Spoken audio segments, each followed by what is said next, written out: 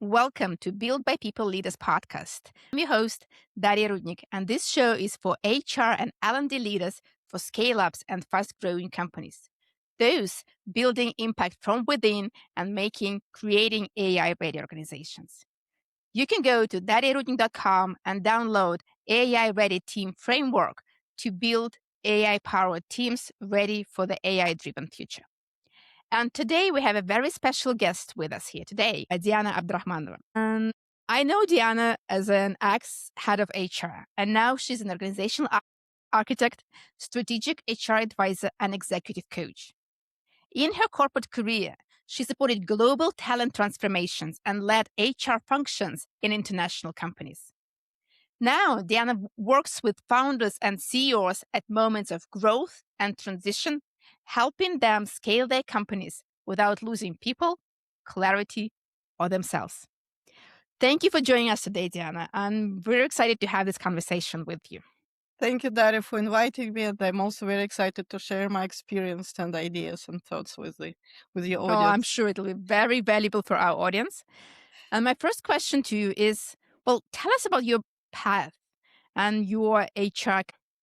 Yeah. So I started my HR career as many people, like from an entry level. After I graduated from the university, my first education I'm a teacher by my first education, and then I got my certification in HR management and international HR and CIPD qualification.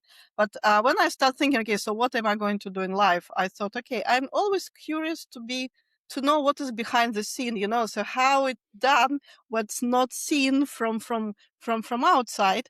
And when I was thinking about companies, I said, okay, maybe HR is that function who actually knows everything. And I never thought at that time that it can also even design how the company may lead to success. So I choose HR as my career to think it would be balance between papers and people. But very soon I understand that I'm not the person to stuck with policies and procedures and rules. And I feel that there is much more that HR can bring into the organization.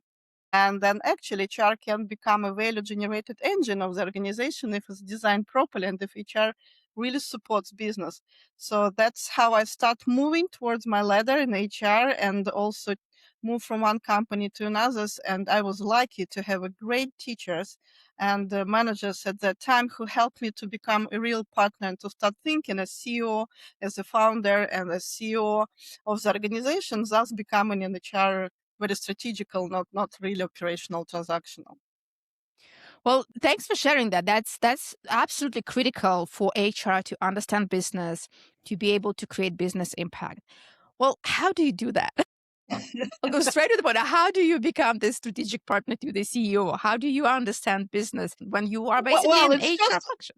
yeah, that's a good question, and it's simple and not that simple. Well, first of all, you need to take off your head as HR and people pleaser, and only think and look at what you can do. On one hand, to protect the organization, that's what mostly, to be honest, HR are doing. They're trying to protect organization from a legal perspective. And again, back at the time when I started, in many companies, HR reported either to finance or to legal, which was really a mistake, to be honest. So the all focus was on rules. So stop doing and stop thinking as HR. Start looking at what business actually, where business lies. Try to understand the business financial model, what your company earns, what they actually do. Do this, pestle analysis of your organization, the industry your company works in. And as David Ulrich says, so be inside HR rather than inside outside HR. That's, I think, the crucial mistakes when HR really stuck in looking and knowing what's going on inside the company without really forgetting to look outside and what other threats and opportunities are awaiting. Yeah, that's true. And like that helped you grow your career and led multiple transformations. And like you've been in different industries and different countries. Well, what's the most interesting experience you had while leading HR functions? Well, yeah, as I said, I always was looking for challenges and I always joined companies in the phase of rapid growth, either organically or through M&A.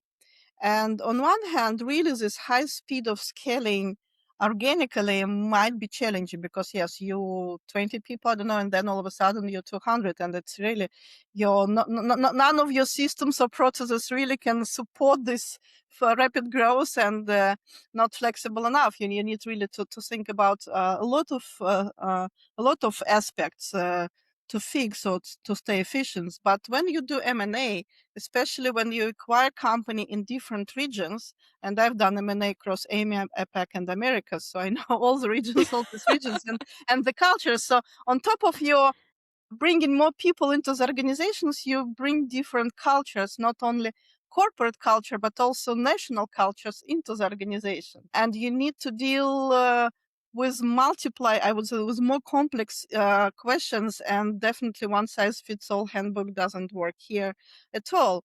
But what I found when I I turned out to be on the side of the company that has been acquired. I had this experience. So I have like a full cycle of acquisitions. I realized that when you acquired company, you get people with motivation, I would say rather negative than neutral to join your company. Because when you are growing, when you are hiring more people to grow organically, you more likely have very motivated people on board. They really want to be with you. They want to grow your company, etc. But when you acquire another teams, well, these people do not choose you. Basically, it was not their choice to join your company. And then you really need to start dealing with this negative motivation, I would say, plus on all other, I would say, obstacles you may have in the phase of editing new people or new processes and new product into the organization. So I Well, would that say that M&A across uh different regions is the most challenging one. yeah, well, that's a very important lesson, like you're sharing that when you acquire a company, those people they don't they didn't choose you. They Yeah. kind of happen to be in your organization, and probably they had their ambitions of their own, and now some of them will have to lose their job. Some of them will have to move to a different position. Someone who used to be a CTO, CFO, manager will go to another role because there is already a CTO or a CFO in the Yeah, organization. So it's a exactly. big change. So I'm curious, what is the what can create this shift from turning those disengaged and maybe unmotivated to maybe resistant employees into supporters of the new organization? Yeah. What I found, I would say, universe tool, feature or tip for any transformation on uncertainty is be as much transparent as you can with your people, and be honest. Do not oversell, do not overpromise, and honestly say all pros and cons and all possible scenarios of outcome, even if it's a negative one, and try to agree on some certain compromise that will help people to stay together to a certain point. Okay, you like for example, it's a good one. I'm a CTO in one company. It's an acquisition, and I understand that there is a CTO of another company, and more likely I will lose my role because definitely you don't need two CTOs. So be transparent from the beginning. Don't oversell and tell this HR bullshit. We need everyone in the organization. We value everyone, because it's not true. Be like, treat them as an adult and say, hey, yes, your role is under risk, but we need you. We need your skills. We need your expertise. We need your people you are leading to go through. So help us to make this transition. And then in return, we will give you this, this, and this. So try this, find this compromise where you both will benefit. Well, after all, in modern lives, no one promised to like a long living life in one company. We're all free to choose, and we can go to different opportunities. So don't try to keep it by all means by overselling or overpromising. So I would say, and even if you don't know the answers, be honest. Say, I don't know what's going on. What will be in 1 year? What will happen in 2 years? Because again, maybe this CTO decide to leave. It also happens. It also happened one time in my career that, well, the executive team, it was not CTO, it was another role, but executive of the acquired company decided to leave the organization. So it gave an opportunity to step up for someone who who joined us through acquisition. So it also happened, I would say. So I would give an advice to both sides. On the acquiring sides, do not overpromise, be transparent, tell people openly about the possible scenarios. Of course, to the extent you can, because yeah, sometimes you have very highly confidential and insensitive information you cannot share early in the acquisition. But when you are on the other side, also stay open-minded. Don't cut yourself out yourself. Do not close this door immediately thinking about only the negative scenario. Because very often when you've been acquired, you join a bigger structure. And as HR, that's true.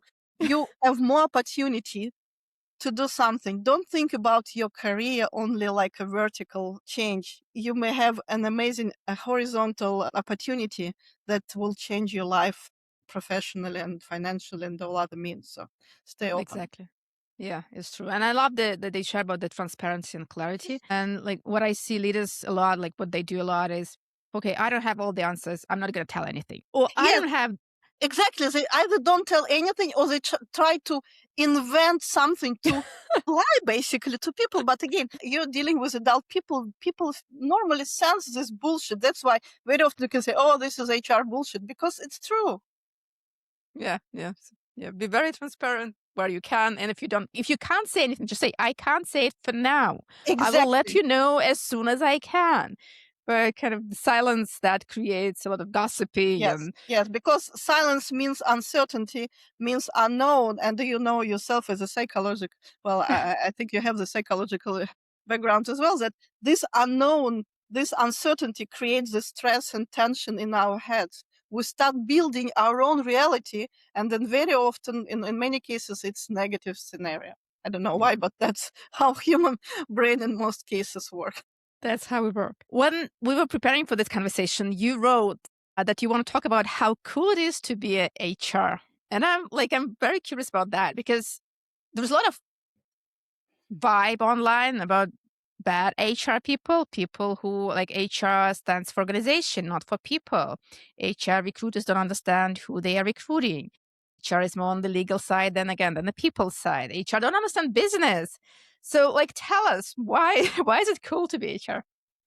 Well, I'm really great fan of HR. I'm really passionate about HR, and I even created a course for HR professionals to love this profession as I do, because I think HR is a very powerful function, to be honest, if it's set up properly. The only thing you need to do is you need to be very open-minded. Don't really try to copy paste, no matter what your experience is, and learn and look at business again as you're a business owner. So think as an entrepreneur. So HR should be an entrepreneurial mindset, has an entrepreneurial mindset, but at the same time, I would say, I always joked and said that good HR is a cynical HR. Yes, sometimes you need to be cynical. I mean, in the way that if you need to make a tough decision, you should take it to save the organization. You just need to make the redundant, for instance, professionally, or to push someone from the role. That's what I've done in my career. That I understand that this person, this individual, he has overgrow his role, and or he overgrows the organization, or organization overgrew sometimes overgrow. Yes, right. This is right. Overgrew the person, so, and they both are unhappy together. So why not to help them separate? Maybe it's for a moment, maybe it's for 1 or 2 years, but at least that they will both benefit. So don't try to be addicted to people and to keep them by all means. Think about again, this win-win solution, but also think what will benefit the organization and the purpose of your company. Because after all, we're all in business. All business needs to earn money. And again, if the company have money, it normally reinvested back into their people. So if you don't like in this song, no money, no woman, no love. The same. So if companies in the survival mode, they will always be saving on people as well. But if company prosperous and confident, of course they will share this confidence and prosperity with the people who help them to build this success. So that's my belief. That's what I believe, and that's why where I see HR plays a crucial role when they look at both sides and the processes, structure, and organization design and business strategy, and think, okay, so how people can fix or fit all these to make it a synergy and to really bring organization to the next level of success. And I like the perspective that you're bringing. You just thinking broader. You're not thinking, okay, now we have to let this person go. You're thinking bigger. You're thinking that you're not only just letting this person go, you helping them find a better place. And if it's done right, if managers gave feedback to this person beforehand, so the person is ready and they know that what to expect. And having this conversation with HR, being ready to find a new job that would better fit their skills, that would better fit their like culture, their values, beneficial for many, for the organization, for this person, for the other company that the person is going to join. Yeah, exactly. But unfortunately, it's a very tough conversation to start conducting. I've done many of them, and of course, it's always difficult in the moment. But after some years, I still receive some feedback from my ex colleagues or the people I pushed out of the organization. Saying, hey, Diana, thank you very much. Because if it's not for you, I would stuck forever, or I would stuck for more years. I will lose these years doing the same, being unhappy, but just because I was afraid to make the step, especially with people who's been with the organization for more than 5+ years. They really well lose this ability actually to go to interviews and to sell themselves, and they feel scared and they prefer to stay where they are even if they're unhappy. So and that's where HR really can help them to also open their mind and to look at from a different perspective within the organization first. Of course, I'm not that like pushing everyone out, but okay, think how you can place this fit this person better in the organization. But if it's not the case, then help them to look creatively outside the organizations and to find their well realization, self-realization, so their success outside the organization. And now I want to bring a very hot topic, AI. Okay, let's do So this. with AI entering workplaces, how would the role of HR change? How should HR Well, I think AI is great, really. I love AI, and especially ChatGPT is my favorite friend, to be honest, because what I think AI gives to HR, it really takes all this administrative noise away, all these templates, screening, job descriptions, all the time consuming, but really not very much valuable, I would say, for the organization, things you need to produce. It also can give you generate some ideas. And I think that HR now becomes more like an architect who can take all these ideas and all that generated by AI things and implement or think how to implement, how to execute basically it in their work. So it's really helping HR to shift from operational, transactional, paper thinking or rule thinking, process thinking functions to more like data driven decision making based on the data you can get from AI actually, or AI can generate it for you in a structured, in a better structured way than any human can. I read a couple reports about AI and HR, and one of them says that only 1% of CEOs see HR as someone who can support them with their AI transformation.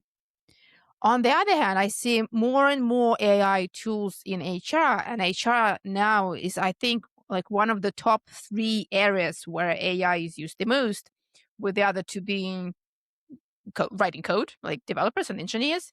And then second one, I think it was content creation. I'm not sure. And HR is among one of the top three. So I'm curious, like why is this disconnect? Like from what you're seeing, why there's so much disconnect between HR is using AI, but still CEOs don't see HR as a support for AI transformation. I would say it's still the bias that goes from one simple, I would say, weaknesses of HR in general. Why CEO never see HR as a next to him partner. And we as HR in many cases really guilty of this. It's business acumen.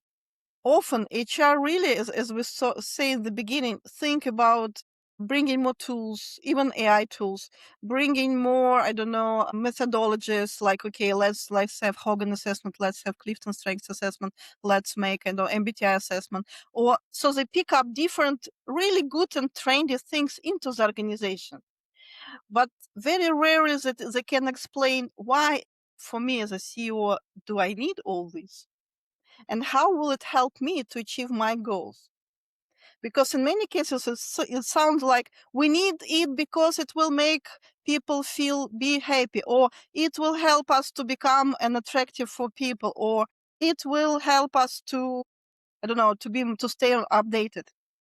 That's great. But as for me as a CEO, was really thinking about taking my place in the industry on the market to win the market, to be the leading position. It sounds like a noise, nice to have, but not really priority. So I think this is the only barrier that really breaks this communication, and that's why CEO never think HR as a real driver or champion, change champion in the organization. That actually leads me to my next question, which is like, what is the most important message you'd like to share with fellow HR professionals? Stop studying only HR trends. Stop being HR, to be honest. Really, start studying your company's P&L, business metrics, financial models, run this pestle analysis. Think about how your company makes money and what company's customers really need. And then learn how to explain what you do or what you are proposing to do benefit all of above mentioned. So really become a co-pilot, but co-pilot on a business, not just, yes, you're leading people, but you are, again, people will be happy if they get their money, bonuses, benefits, etc., and all this will cost money. So think how to earn more money for your people. I would put it this way. I love that. I love that. Yeah, I know. Like we as HR, we kind of think about people. We know about people, and we kind of tend to focus on people or processes. But there is another very important aspect, which how business is running, and it's not just being let's motivate our people, but it let's motivate our people to do what they need to be changed. What kind of people do we need to motivate? What kind of people are more important? I mean, I know again, it might sound cynical, but it's It's not cynical. It's telling the truth. It's be honest to yourself. Do not really try to say that we are doing this for the sake of, I don't know, peace, etc. No, we are really doing this for commercial success. Whenever, at the moment, you honest with yourself, you understand the deepest root, I would say, of the actions you are doing, life becomes easier and you really can do more and you can be more gentle, you can be more generous, you can be kinder once you understand what you are trying, where you are and what you are doing. I remember in one of my company, I had a whiteboard in my office and I have only one thing on this board written. It was the question why. And whatever people come to say, hey, Diana, we need to do this, I said, okay, answer me this question to me, please. And once the people answer and I understand that, yes, it will really make sense, I said, okay, let's do this. But because very often people never think why they want to do this. Just yeah, because they think it's cool or because other company is doing this, it's not the reason for you to copy.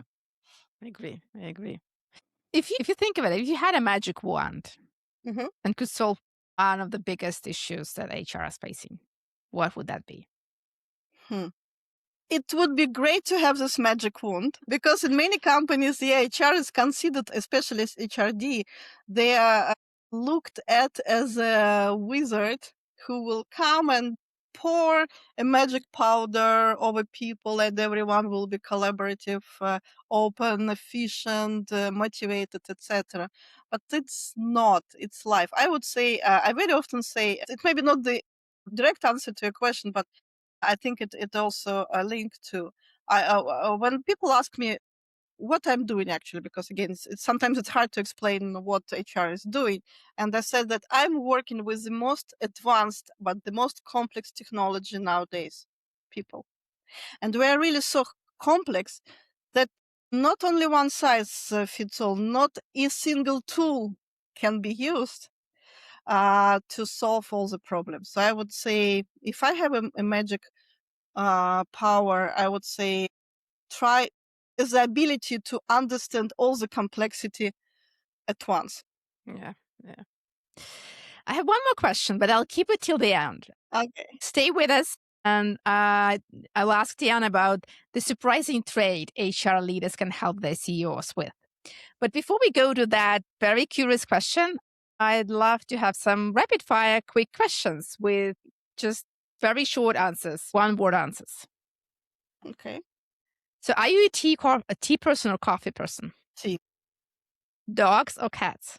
Dog. Are you a morning person or a night owl? Afternoon person. After would you rather get a phone call or a message? A message, but maybe to follow up with a call. What did you want to be when you were a kid? Film product. Wow. Where do you go when you need perspective? Outside, always walking or to the sea or to somewhere to the water where you can like see and watch the nature. What's one rule you've broken but don't regret? The idea that a successful career must follow on a linear path. Oh, I love that. And what's the one habit or phrase people say it's totally you? Let's look at the system, not the person. I can hear that. Yeah, like through all our conversation, we were talking about systems, not just like any specific individuals, like systemic perspective, And I broader would say perspective. this is the magic pill for all the HR. Don't really think much about only people. Really look at this systematical from a system perspective. So before we go to our final questions about the surprising trait HR leaders can help their CEO with, how people can connect with you, where can they find you? Well, I'm on LinkedIn. I have my own website, and also for Russian speaking, I have my Instagram and Telegram channel. And I'll make sure we have all the links in the notes for this episode. You can click, find Diana, ask her questions, keep this conversation going. Well, that was amazing. I really enjoyed that. So, like, to finish this conversation, what's one surprising trait HR can help their CEOs with? I will sip of water to keep the intrigue. So, as a Clifton Strengths coach, I always recommend people to look at the strengths and to use the strengths to partner on your strengths, not on your weaknesses or weaknesses. So, and again, based on my experience working, doing this assessment with leaders and CEOs, very often they have a strong orange talents on their top, which means influencing, which means they get results through people. So they need people to get results. But they've not, they have these three talents on top: self assurance, significance, and competition, which lead them to be very on a high speed, very confident in dealing with uncertainty, unknown, this volatility, etc. But what they are missing really to engage people into this process. And HR, on the contrary, in many cases, they have a blue as their leading group, which is relation building domain, and they know more about people and they know how people can be motivated, how people can, what people need or what they may feel. And I would say helping leaders to become more blue, meaning asking for help, show their vulnerability, engage people in a design decision process. That will help their teams to come closer to leaders and to understand leaders more. Because when leaders forget to be, because again, if I'm a self assurance, it means I don't need anyone, I know all the answers. But it's an orange talent. And it means that if you are not engaging people, you are doing it by yourself, and then you lose your talent. Actually, you lose your strengths. It becomes your not weaknesses, but it's not your strengths anymore. And in many cases, 99% people love to be helpful, like love to help, love to be engaged if you allow them. So I would say that this is one advice I can give to all HR: help your leaders to be engageable by being vulnerable and asking for help. I love that. I can so much relate to that. Like for me, as a former HR leader myself, I remember trying to be there and create this space for the CEO so that they feel they can rely on you, they can be vulnerable with you, they can like ask for advice, support, not like straight at the beginning, obviously, but with time, you can create this environment for your leaders so that they come to you for help. And then, starting with you, they can then be more vulnerable and open with their team members and others. So, well, thanks for sharing that. That's an amazing tip. I'm sure it's very helpful for both like HR leaders and CEOs because we're there to build business together. Yeah, well, basically connect them together.